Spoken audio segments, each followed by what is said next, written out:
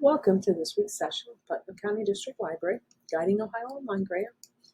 This is actually week 2 of our session that we were going to be looking at World Book, but we're actually looking at World Book with the early learning. So for our beginning learners and our young students that might be out there.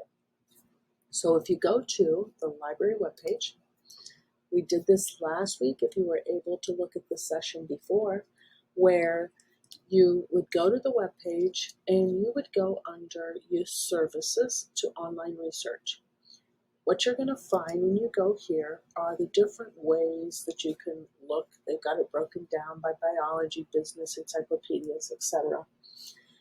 If you simply go to Other will pull up, and you can look across here the alphabet. And since we're looking at World Book, I'm going to click on the W. What I want to make note of is, it was mentioned before during our session last week, is if you are using any of these InfoOhio type resources at the library, you will automatically be able to go to that resource. If you are using this from home or outside of the library, you will need to log in when you go to a resource. So we're going to look at World Book Early World of Learning. If I click on this, I'm actually already logged in. But if I were to be at home and click, what I would see would be this screen. I simply need to put in my library card.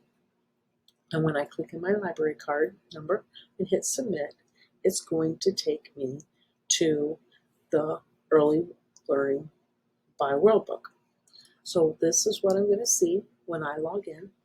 And what we're looking at for this month is we are going to look at the top portion here where we have the new basics for early learning. You'll notice as I move my mouse, it did speak to me as I was going across with my mouse. So I'm going to click here on the basics. Last week we looked at fun with words. This week we're going to take a look at count and play. And again, notice when I clicked on that, it spoke to me. So when I click on the go, same thing. I'm going to hear the word go.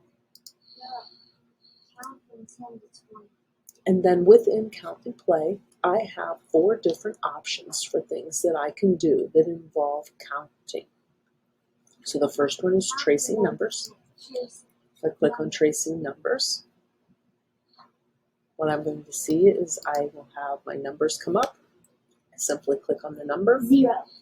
And notice it's already got it on here with the arrow, and I would simply click, and then I am going to draw on my 0. Now, I also have here 0. And when I click, it speaks to me and tells me what that is. 1. And I can continue through drawing my numbers. So this can be beneficial to help your student work on mouse skills, but you can also use it on a tablet where they could draw with their finger. Got a butterfly catch. With butterfly catch, what's going to happen is I have these butterflies, and again, this is kind of working on my mouse skills.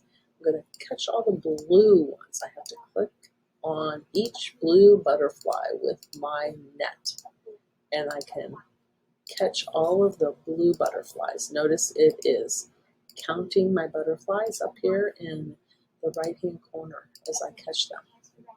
Now I'm going to catch the red, and I can continue on.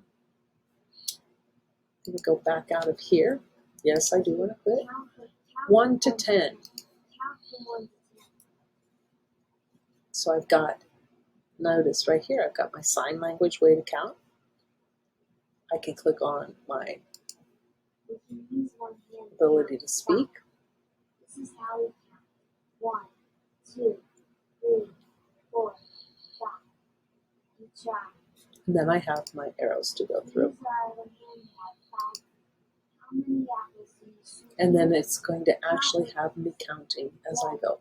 2, 3, 4. And then the last is 10 to 20. Count from 10 to 20. Very similar concept. We're just going up to the number 20 now.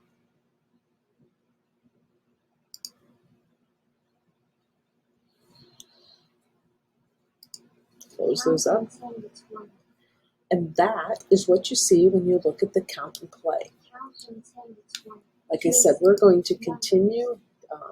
Next week we'll look at Once Upon a Time, and then we'll look at Welcome to Reading the following week.